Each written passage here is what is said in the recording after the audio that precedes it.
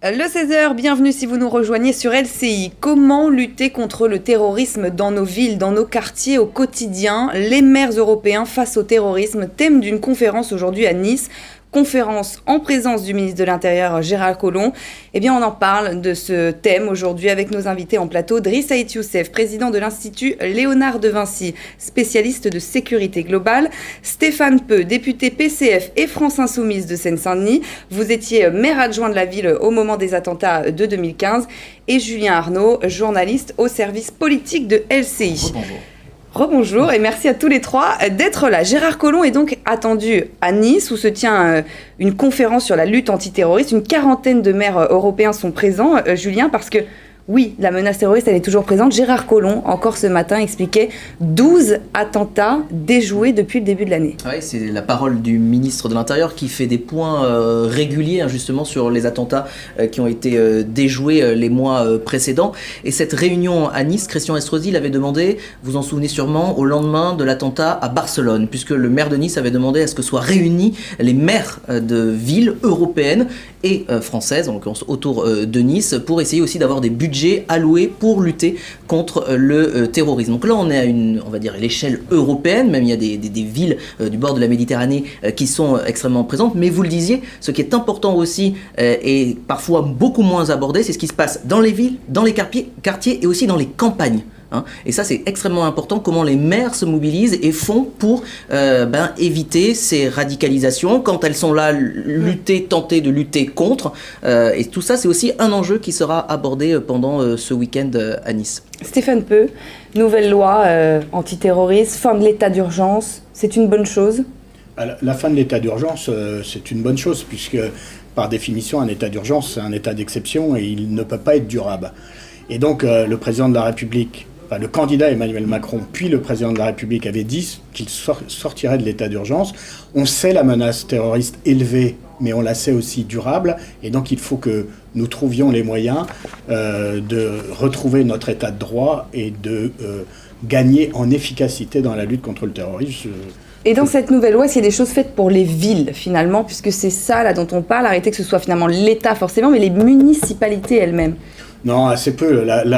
Parce que finalement, la loi, elle va transférer dans le droit commun beaucoup de mesures qui étaient dans l'état d'urgence, et qui renforcent en fait les pouvoirs du préfet et les pouvoirs administratifs au détriment du judiciaire, parce que j'entends bien la démarche de Christian Estrosi, il a raison de réunir les villes, mais attention, d'abord, le droit dans les pays européens n'est pas le même partout. En France, la question de sécurité... C'est pour ça qu'il parle d'une harmonisation d'ailleurs, ou une demande, en tout cas, notamment un fonds européen, c'était sa demande. Attention, dans un pays comme la France, la lutte contre le terrorisme, la sécurité intérieure, c'est du rôle de l'État, et c'est l'État qui doit être en capacité d'être efficace sur le sujet. Les maires ont un rôle à jouer, mais attention de ne pas glisser peu à peu vers un transfert des compétences de l'État vers les villes sur un sujet où, à mon avis, il ne peut y avoir de sécurité qu'assurée par l'État lui-même. Vous êtes aujourd'hui donc député. Auparavant, vous étiez maire adjoint aussi de Saint-Denis. Quand une attaque terroriste intervient ou quand des suspects, des terroristes viennent des quartiers, viennent des villes, des campagnes, est-ce que vous, premier magistrat de la ville, élu, vous sentez abandonné et dépourvu pour répondre à un certain nombre de questions de la part de vos administrés? Oui, assez dépourvu. Et puis, surtout, on a vu un affaiblissement dans un département comme la Seine-Saint-Denis que je connais bien, un affaiblissement de l'État dans ses missions régaliennes, notamment justice, police et, s'agissant du terrorisme, renseignement. Moi, j'habite une ville à Saint-Denis où, sur la circonscription, avant la réforme du renseignement territorial, il y avait 22 inspecteurs des renseignements généraux qui connaissaient tout le monde, les gardiens d'immeubles, les directeurs d'école, les médecins, donc les là, commerçants. C'est tout ce qui est proximité, service de sécurité de proximité, finalement, absolument. On a rogné sur ça.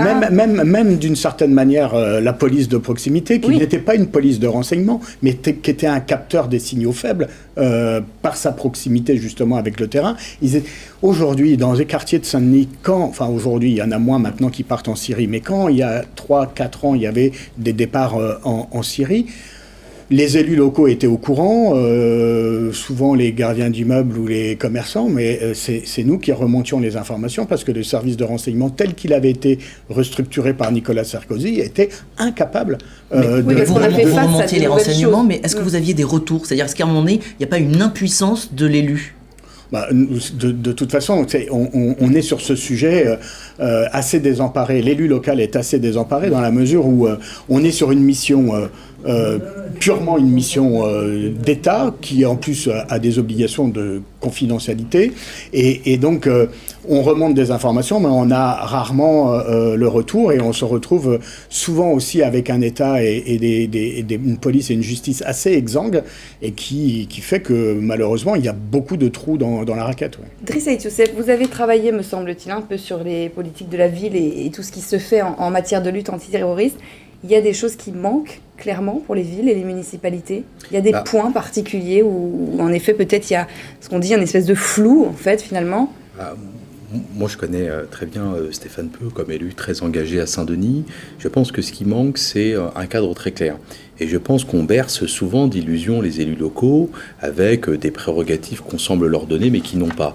Je prends un exemple, on a un certain nombre de lois qui positionnent le maire comme étant le coordonnateur ou l'animateur de la politique locale de prévention de la délinquance. Or, il n'en est rien. Vous avez ce qu'on appelle aujourd'hui un CLS, contrat local de sécurité, contrat dans lequel vous avez des représentants de différentes institutions qui vont venir expliquer ce qu'ils font au quotidien pour lutter contre la délinquance. Mais le maire, dans tout ça, n'a absolument aucun pouvoir, ni sur le juge, ni sur le recteur, ni sur le principal, et encore moins sur les policiers. Et donc, on a quand même des élus qui sont quelquefois en position, pas de faiblesse, mais qui sont uniquement spectateurs des différentes politiques publiques de sécurité. Voilà.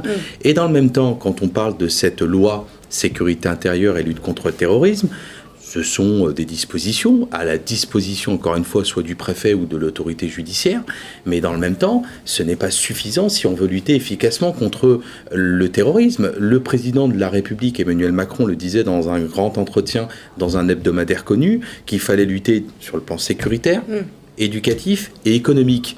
Sur le plan éducatif et économique, il faut pouvoir s'appuyer sur des élus de proximité qui, eux, connaissent leur population. L'initiative en soi de Christian Estrosi, elle peut être intéressante si on la prend comme une initiative purement locale, parce que qui mieux qu'un élu local, mieux qu'un maire connaît ses administrés, sa population. Dans le même temps, il faut faire attention à ne pas renvoyer un faux message à ses administrés en montrant que l'élu peut régler la question du terrorisme à lui seul, ce qui est évidemment faux. Est-ce que vous, Stéphane Peu, vous vous sentez capable de répondre à ce terrorisme, à cette radicalisation? Est-ce que vous avez les moyens nécessaires dans votre quotidien, ou est-ce que vous dites il me faudrait peut-être une formation pour repérer un certain nombre de signaux, ou quand un certain nombre de mamans, on entend des mères parler et dire « moi je suis démunie, je me retourne vers l'élu local, vers le maire », que faire? Finalement, on est malheureusement assez démunis et effectivement assez observateurs d'une situation sur laquelle nous n'avons pas... Oui, ça c'est nouveau. C'est-à-dire que... Pas de prise. On n'a pas forcément de prise. On est aussi confronté à une multitude de problèmes. D'abord, il y a eu beaucoup d'amalgames qui ont été faits.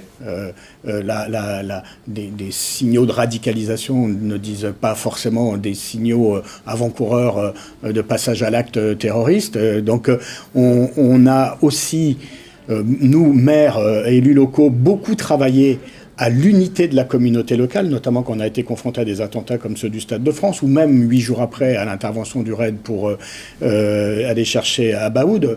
On avait le risque de voir des communautés locales, mais c'est valable à l'échelle de la communauté nationale, se fracturer, ou de voir une partie de la communauté locale montrer du doigt, voire donc c'est remettre en avant ce fameux vivre ensemble. Mais c'est le vivre ensemble. Mais, voilà, et donc on a toujours veillé à ce que l'unité de la communauté locale soit maintenue contre les tentatives des uns ou des autres de la diviser. Après, on peut prendre des mesures comment dire, entre guillemets, techniques ou physiques pour lutter ou pour protéger tel ou tel événement, mais on le fait sous injonction de la préfecture de police. Le Stade de France, il n'y a pas une mesure de sécurisation du Stade de France qui ne relève pas de la décision du préfet de police. Après, nous, on vient en appui technique pour le mettre en œuvre. Mais finalement, c'est ce que vous disiez, il y a plusieurs points. Il y a donc le côté sécuritaire, le côté aussi éducatif, le côté économique. Alors, côté sécurité, justement, je voudrais qu'on regarde ce sujet d'Anne-Laure Croce, comment on sécurise nos villes au quotidien. Les villes, en tout cas, essaient de se mettre à ça et de se sécuriser. On regarde ce sujet qui a été tourné dans plusieurs villes de France. Près de 200 bornes plantées le long de la promenade des Anglais. Depuis les attentats du 14 juillet 2016, 30 millions d'euros ont été investis pour sécuriser la ville. 250 caméras de surveillance supplémentaires sont installées. Il y en a aujourd'hui 1800. Des écoles, crèches et commerces sont aussi équipés d'un boîtier d'urgence. Lorsqu'ils ont une problématique, ils appuient sur ce bouton. On a ce signal d'alerte qui se déclenche. On a une géolocalisation immédiate, une vidéoprotection qui converge vers l'établissement concerné. Depuis l'attaque de Nice, la ville de Bordeaux s'est aussi adaptée.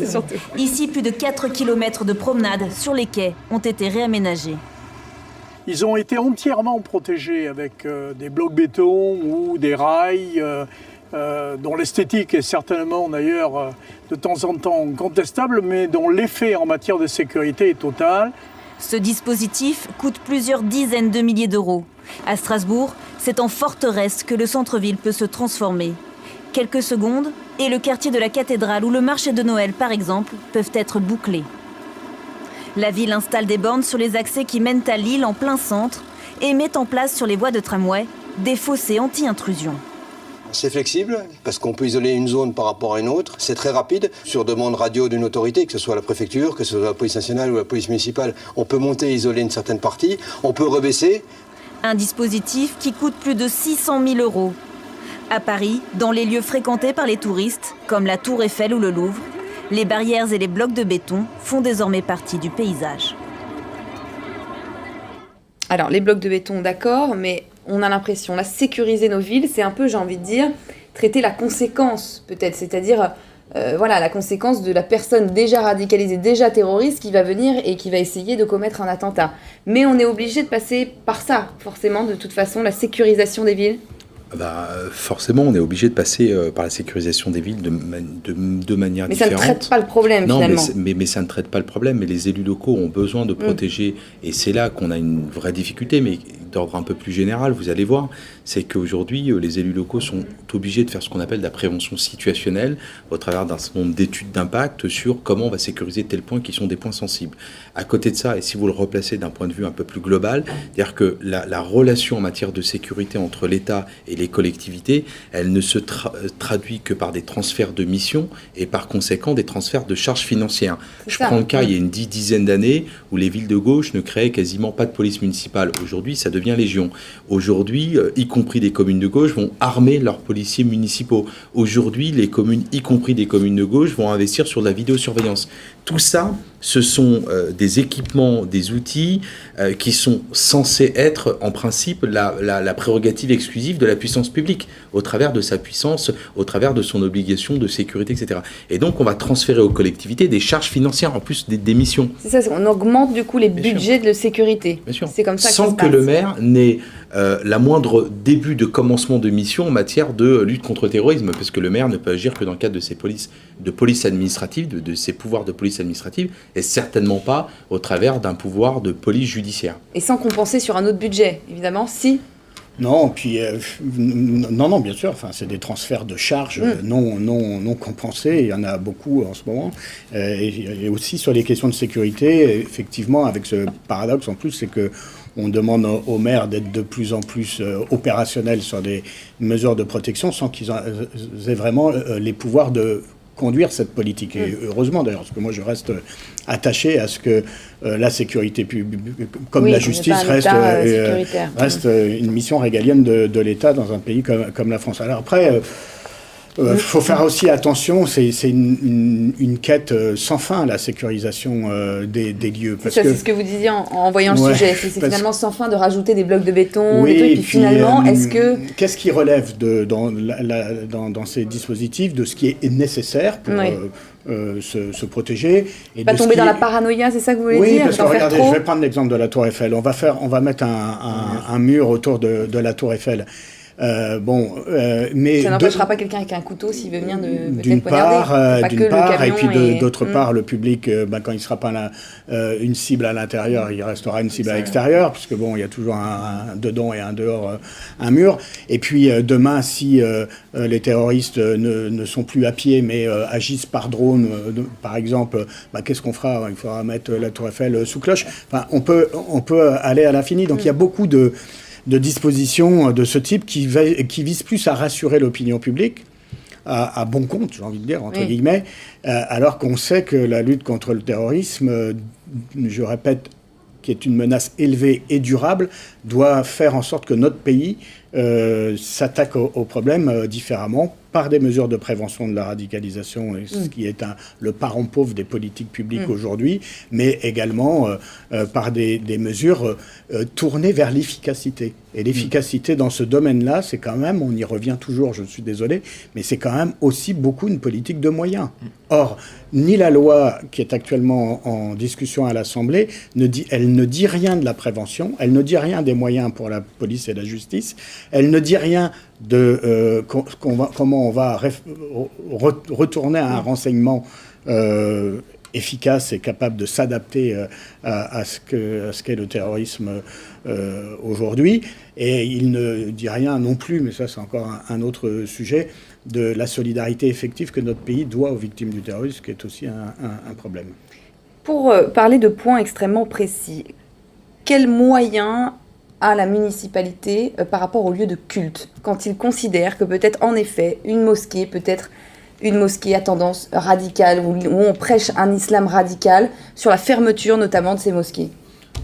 Pour moi, le maire de la commune n'a pas la possibilité, au travers d'un arrêté, de procéder à la fermeture d'un lieu de culte. Seul aujourd'hui le préfet, à la fois dans le cadre de certaines dispositions, peut soit fermer un lieu de culte, ce qui est possible aujourd'hui, ce qui était possible dans le cas avant l'état d'urgence, ce qui était possible pendant l'état d'urgence et ce qui sera possible demain après le vote de la loi sécurité intérieure et lutte contre le terrorisme, la possibilité de fermer un lieu de culte et éventuellement de procéder à la reconduite à la frontière d'un imam qui serait étranger et qui prononcerait des prêches appelant à la haine et qui serait incompatible finalement avec les valeurs de la République. Mais c'est toujours le même sujet, c'est-à-dire que ça se passe rapidement ou c'est encore aussi, on sait, la France, la bureaucroratie, ce n'est pas la bureaucratie. Et puis même, il faut du temps, évidemment, pour démontrer que c'est bien le cas. Ce sont des actes de police administrative qui sont soumis d'une certaine manière à des recours. Donc à des recours, il y a des rétentions administratives et il y a des recours. Il faut que le juge administratif, si l'individu faisant l'objet d'un arrêté de reconduite à la frontière, puisse faire appel de cette décision au travers d'un référé liberté devant le juge administratif qui peut suspendre ou pas suspendre cet arrêté. Mais dans le même temps, je pense que c'est bien d'expulser un imam qui prononce des prêches contre les valeurs de la République, et dans le même temps, je ne suis pas certain que de fermer un lieu de culte soit une bonne chose. Pourquoi ? Parce que il ne faut pas revenir dans ce qu'on appelait avant l'islam des caves.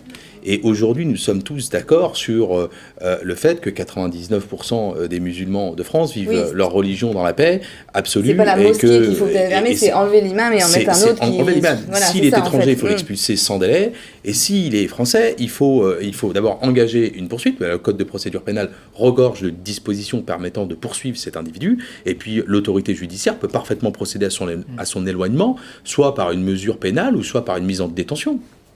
Stéphane Peu, vous acquiescez par rapport à ce qu'on disait sur la fermeture qui n'était pas obligatoire de ces mosquées? Je partage 100% de ce qui vient d'être dit sur le sujet. Et puis attention, moi je suis beaucoup intervenu à l'Assemblée sur l'article 2 de la loi actuellement en discussion qui porte justement sur la fermeture des lieux de culte. D'abord, il faut quand même écouter les professionnels de la sécurité, les services de renseignement, les services de police. Il faut quand même écouter les gens de terrain. D'abord, aujourd'hui, les lieux de culte sont marginaux dans le recrutement des terroristes. Ça se passe davantage dans les cybercafés, éventuellement dans les clubs de sport, dans les halls d'immeubles, sur bien sûr les réseaux sociaux, dans une multitude d'endroits. Et dans les mosquées de manière assez marginale. Ensuite, ça pose un autre problème.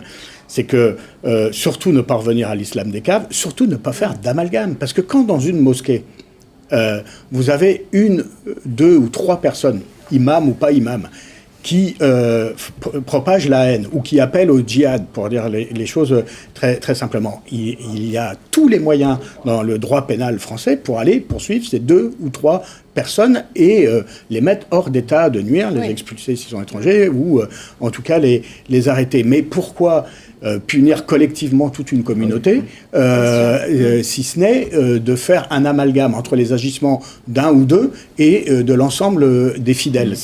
Cet amalgame-là est absolument insupportable. Et alors, vous ne rencontrerez pas un professionnel de la sécurité et de l'action antiterroriste qui vous dira que ça a une quelconque efficacité. J'ajouterais même, pour tout vous dire, que les lieux de culte sont souvent des sources.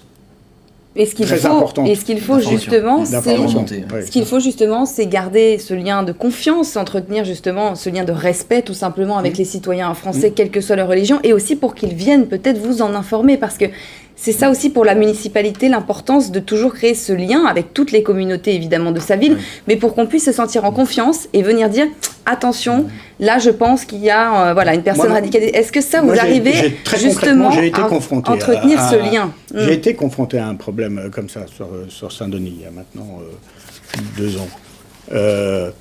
Mais qui est venu me voir pour me dire attention Stéphane, là, il y a 2 types là qui sont pas de Saint-Denis, mais qui disent des choses un peu... c'est les fidèles. Et c'est les responsables de l'association cultuelle. Donc ça, c'est important de garder... Qui sont venus me voir.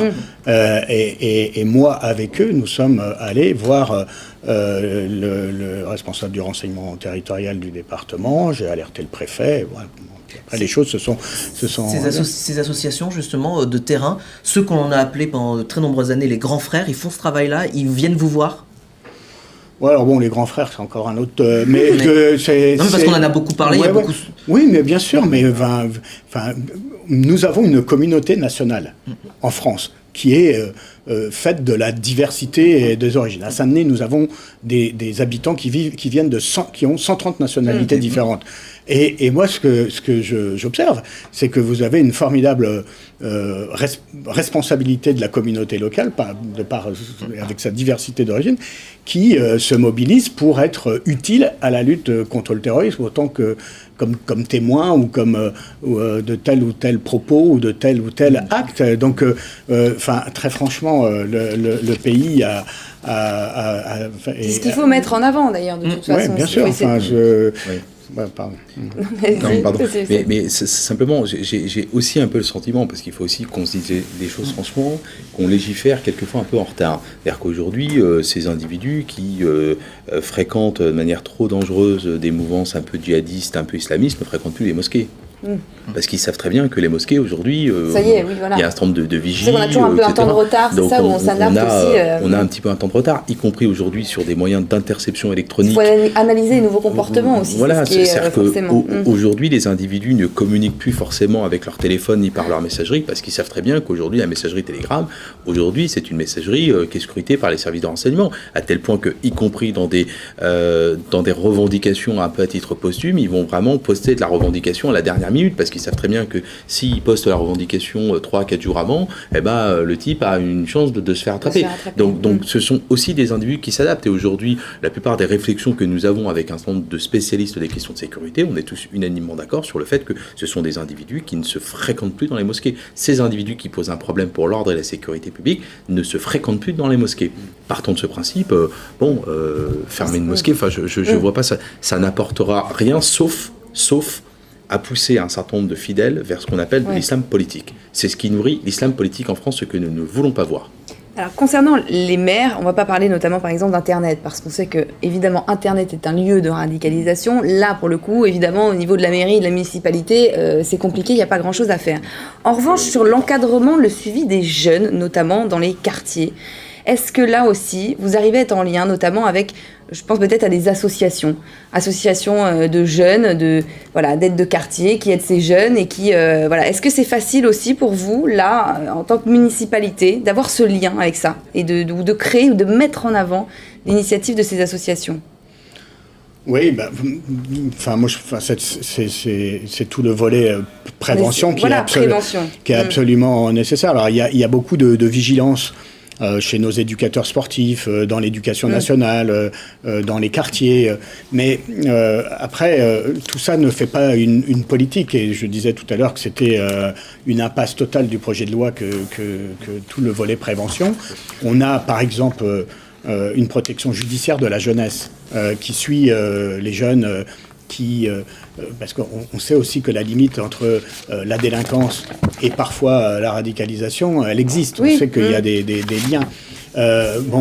Mais aujourd'hui, c'est l'idée de perte de repère du jeune. Vous avez des services de protection judiciaire de la jeunesse qui sont totalement exsangues. Vous avez dépassés. Et puis de toute façon, c'est compliqué pour eux de discuter, je pense aussi, avec ces jeunes dans un côté de confiance, l'associatif pour le coup, et les gens même du quartier, c'est peut-être plus facile. Oui, mais le problème, c'est qu'on en revient toujours à la même chose, c'est-à-dire on vient de supprimer plein de crédits de la politique de la ville. Dans ces crédits de la politique de la ville, il y avait plein d'associations qui faisaient de l'alphabétisation pour les femmes, qui faisaient toute une série de choses. Aussi, et les contrats aidés, bien sûr. Donc les crédits de la politique de la ville, les contrats aidés, tout ça, très concrètement, dans les quartiers, ça va avoir des conséquences. Donc... qu'on n'appuie pas assez sur le local, justement, qui est finalement la meilleure antidote, c'est le maillage social et associatif. Bien sûr. Les jeunes, justement, susceptibles de se radicaliser, dont il faut s'occuper, on a parlé des parents. Alors, on en parle parce qu'hier, il y a eu notamment un procès d'une maman qui a été condamnée pour avoir versé de l'argent à son fils qui est combattant djihadiste en Syrie. 2 ans de prison ferme. Je voudrais qu'on l'écoute à la sortie du tribunal. C'est un procès d'une mère qui a aidé son fils. J'ai cru en lui. J'ai continué à croire en lui. C'est nos enfants. Vous voulez faire quoi ? Les jeter ? Il existe un remède, un médicament, on le prend, on oublie nos enfants, on les déteste parce qu'ils font des conneries. Il existe. Donnez-le-moi, je le veux, je le prends. Elle est désemparée quand même, on le voit. On ne va pas alors là revenir sur le fait qu'elle a envoyé de l'argent qu'elle n'avait pas envoyé. Ça a été jugé, 2 ans de prison ferme, chacun pense ce qu'il veut de ce jugement. Mais on sent quand même le désespoir de cette mère. Et là, vous, mairie, adjoint ou municipalité, vous vous sentez désemparé ? Oui, parce que d'abord, franchement... Parce que là, vous auriez envie de lui dire quoi ? Peut-être, mince, j'aurais aimé que cette dame vienne me parler, peut-être moi, directement à la mairie, et vienne nous demander de l'aide ou du conseil. Je connais pas l'histoire au fond, après de savoir si... le fait de verser de l'argent était un vrai acte de complicité avec les actions de son fils ou pas. Visiblement, il a été jugé que c'était un acte de complicité. Mais ce qui est certain, c'est qu'il faut pouvoir accueillir ces personnes. Ils doivent pouvoir avoir des portes à laquelle ils puissent frapper. Les villes et les maires ou les municipalités en sont. Mais c'est pas suffisant. Puis après, quoi lui dire ? Quelle main lui tendre concrètement, à part de l'écouter, ce que l'on fait nous au quotidien, de le signaler, de l'orienter vers des structures. Mais enfin, très franchement, aujourd'hui, il y a eu quelques expériences assez malheureuses d'associations financées pour faire de la déradicalisation, et ça n'a pas très bien fonctionné. Mais pour l'instant, et c'est pour ça que je regrette que ce soit le parent pauvre de la loi, pour l'instant, notre pays, alors qu'on est face à une menace qu'on dit tous durables, nous sommes totalement désarmés pour à la fois accompagner les mamans, mais aussi prévenir la radicalisation. Et on peut imaginer, vous, en plus, alors Christian Estrosi, maire de Nice, une grande ville, vous, adjoint au maire de Saint-Denis, mais on peut imaginer ce qui se passe pour les maires ruraux, les maires des campagnes, où là aussi, la tâche est très très complexe, encore plus peut-être. Ouais, la tâche, elle est complexe pour tous les élus locaux qui, de toute façon, Aujourd'hui, on leur demande de plus en plus de choses avec de moins en moins de moyens. C'est ce qui, d'ailleurs, fait qu'il y a une certaine colère chez les élus locaux, parce qu'il y a c'est un peu la goutte qui fait déborder le vase, c'est de faire retomber la responsabilité d'une multitude de politiques publiques dont ils n'ont pas forcément la maîtrise, et encore moins les moyens. Donc, à un moment donné, il faut quand même que notre République se range davantage, s'organise et s'ordonne davantage. L'État a ses responsabilités, elles doivent être bien identifiées, les communes en ont d'autres, et il faut que ce soit bien clair pour nos concitoyens. Et moi, je le répète, il y a beaucoup de choses à faire pour prévenir la radicalisation dans la jeunesse, ou même aussi prévenir les comportements déviants qui ne sont pas que de la déradicalisation, mais encore faut-il pouvoir se déployer sur le terrain, ce n'est plus le cas aujourd'hui. Saïd Youssef, vous voulez réagir ? En fait, cette condamnation, à l'évidence sévère pour elle, elle démontre une fois de plus que le législateur ou l'autorité judiciaire, finalement, ne conçoit pas correctement sa relation à la fois soit aux collectivités ou soit à un individu. Une peine n'est comprise que si elle est juste. Et donc pour une femme qui n'a pas d'autre choix que d'essayer d'accompagner son fils dans l'espoir de garder le lien avec son fils pour lui permettre un jour de revenir, c'est quelque chose qui n'est pas compris par le juge judiciaire. Et toute la difficulté, c'est comment aujourd'hui l'État, à la fois accompagne, c'est vrai, les collectivités, les élus terrain, en leur mettant à disposition pas simplement des moyens, mais aussi un projet commun. Et puis, quelquefois, des familles, comme ça, on a eu aussi des responsables associatifs qui étaient censés lutter contre la déradicalisation, qui eux-mêmes ont financé, avec l'argent de l'association, des fonds publics, leurs enfants qui étaient, eux, dans un théâtre terroriste d'opération extérieure. Et donc, la difficulté, c'est ça. Et aujourd'hui, on a, c'est vrai, le sentiment en première instance, parce qu'elle fera très certainement, elle a prévu de faire appel, donc elle fera appel. Espérons que le juge d'appel, peut-être, comprenne la douleur de cette dame, qui est une douleur au fond compréhensible, et que entre-temps, on est quand même un pouvoir politique, ou en tout cas un législateur qui peut-être comprend mieux et qui accompagne mieux. C'est un vrai sujet de société, c'est pas qu'une guerre idéologique, c'est aussi un vrai sujet de société. Comprenons pourquoi nous avons que des jeunes qui partent traverser, font quelques milliers de kilomètres pour, dit-on souvent... Qui préfèrent la mort à la vie à 20 ans, clairement, c'est un peu voilà, ça. C'est ça. Ceux qui gèrent les mosquées, ceux qui ceux qui gèrent les mosquées les plus radicalisées, ce sont des jeunes. Les prisons sont peuplées de jeunes. C'est aussi une affaire de jeunesse.